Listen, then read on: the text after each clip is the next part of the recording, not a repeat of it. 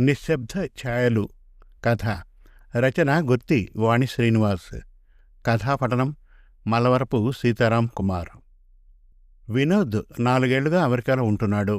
మంచి ఉద్యోగం, చక్కటి జీతం, సొంత ఇల్లు, కొత్త కారు. భార్య అమృతతో కలిసి సుఖ సంతోషాల మధ్య జీవితం గడుపుతూ ఉండగా అనూహ్యంగా ఓ దుర్వార్త నింగిలో మెరుపులా అతని జీవితాన్ని చీల్చేసింది. ఆఫీస్లో లేఆఫ్స్ ప్రకటించారు. వినోద్ విధుల నుంచి తొలగించబడ్డాడు. వీసా కూడా రద్దయింది. ఆశల పల్లకి నేల చూపింది. అన్నీ కోల్పోయి భార్యతో కలిసి తిరిగి ఇండియాకి వచ్చేశాడు. అమృత తండ్రి ధనుంజయ్ వద్దకు వచ్చింది. నాన్న, ఉద్యోగం వచ్చేదాకా మా అవసరాలు తీరాలి కదా. పెళ్లి సమయానికి ఏమీ అడగలేదు వాళ్ళు. కానీ ఇప్పుడు అదే వాళ్ళకి మహద్భాగ్యంగా ఉంది. మీరు ఎంత ఇవ్వగలిగితే అంత. ఆయన అడిగి తీసుకురమన్నారు నాన్న అంటూ తల వంచి నిలబడింది. కూతురి మాటల్లో బాధ చూసి కలత చెందిన ధనుంజయ్, అద్దెంట్లో ఎందుకమ్మా, మన ఇంట్లోనే ఉండండి, అన్నీ కలిసే ఉంటాం అన్నాడు. ఒక శుభముహూర్తాన అమృత, వినోద్ వచ్చారు. తల్లిలేని కూతురు తనతో ఉండడం తనకు శుభం అనిపించింది. తనకున్న 2 ఎకరాల పొలం అమ్మి డబ్బు తెచ్చి అల్లుడికి ఇచ్చాడు. దానిమీదే రోజులు నెట్టుకుంటున్నారు. వినోద్ రోజు ఉద్యోగం కోసం కృషి చేస్తున్నాడు. అన్ని వైపులా పోటీ తీవ్రంగా ఉంది. ఎంతో కష్టం మీద ఒక చోట ఉద్యోగం దొరికింది. కానీ లంచం కావాలని చెప్పారు.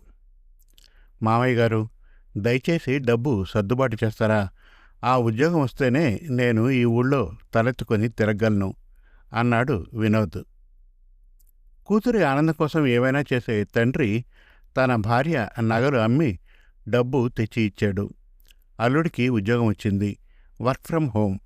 అతనికి ఓ గది వర్క్ కోసం కావలసి వచ్చింది.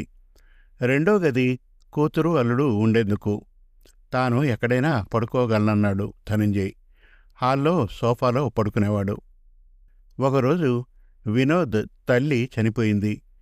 వినోద్ తండ్రి రాఘవకు సొంతిల్లు లేదు. బంధువులు సరిగ్గా ఆదరించలేదు.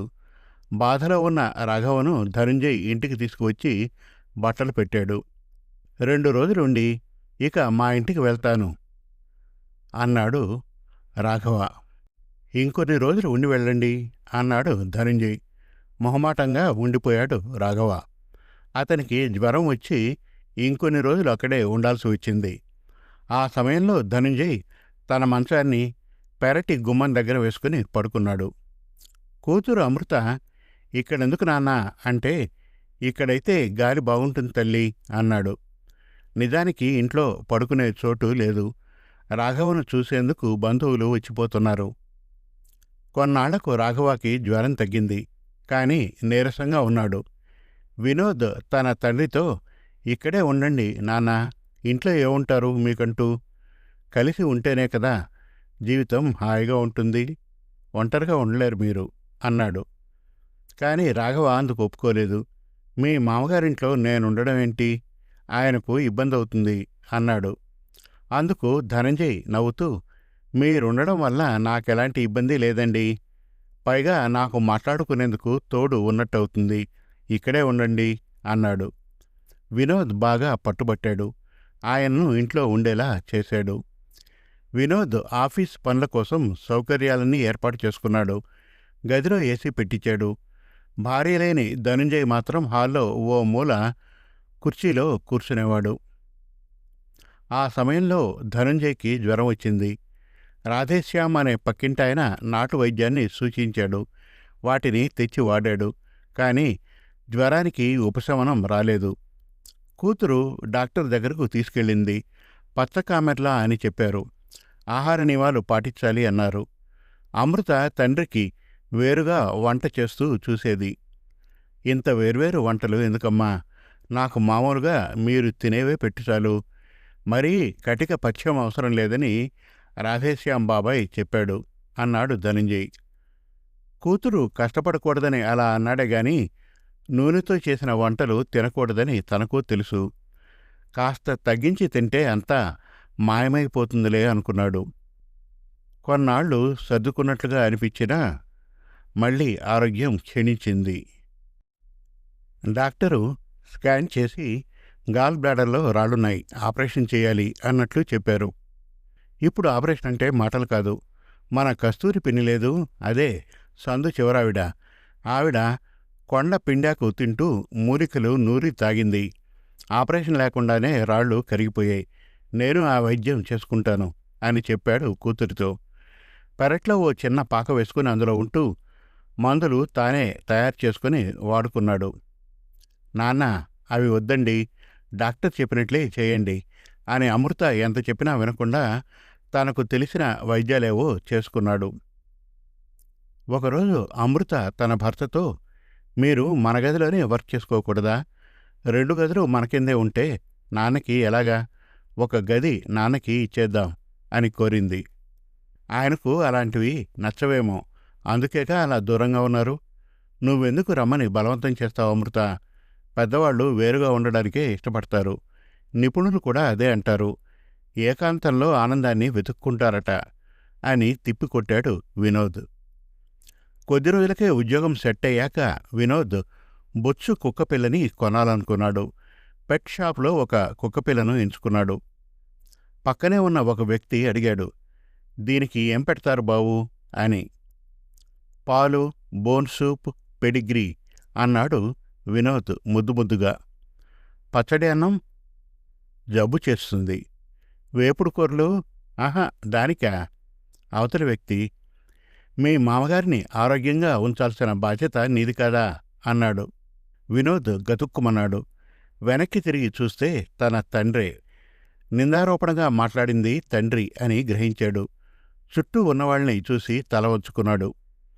ఓ జంతు ప్రేమికుడా, ఇంటి బయట ఉండాల్సిన వాటిని గుండెల్లో పెట్టుకుని పూజించాల్సిన వ్యక్తుల్ని నిర్లక్ష్యం చేస్తున్నావు. మనిషిని ప్రేమించు.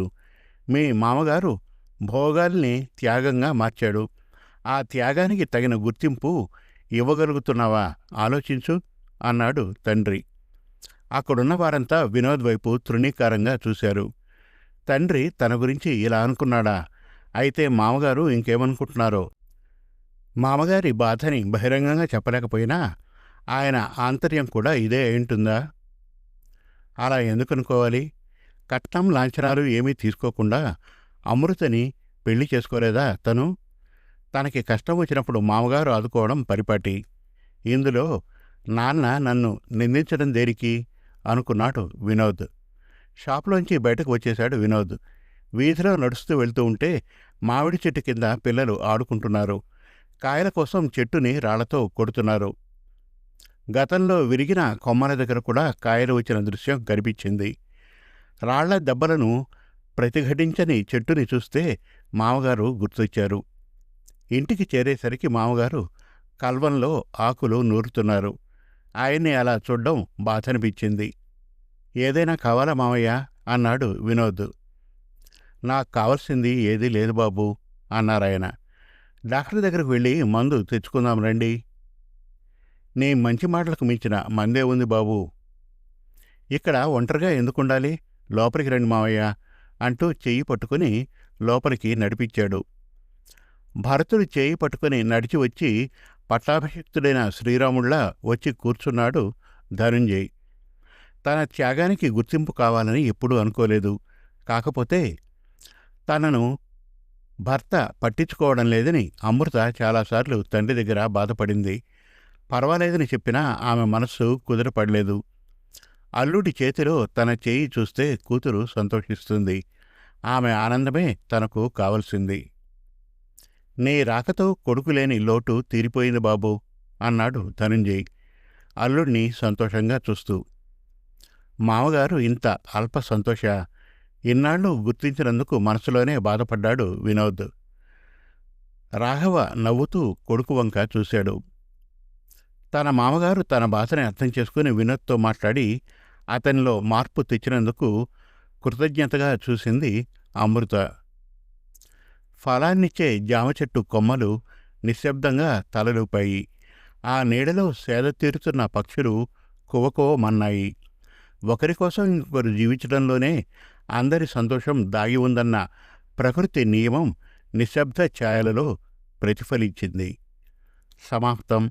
మరిన్ని చక్కటి కథల కోసం, కవితల కోసం, వెబ్ సిరీస్ కోసం మన తెలుగు కథలు .com విజిట్ చేయండి. Thank you.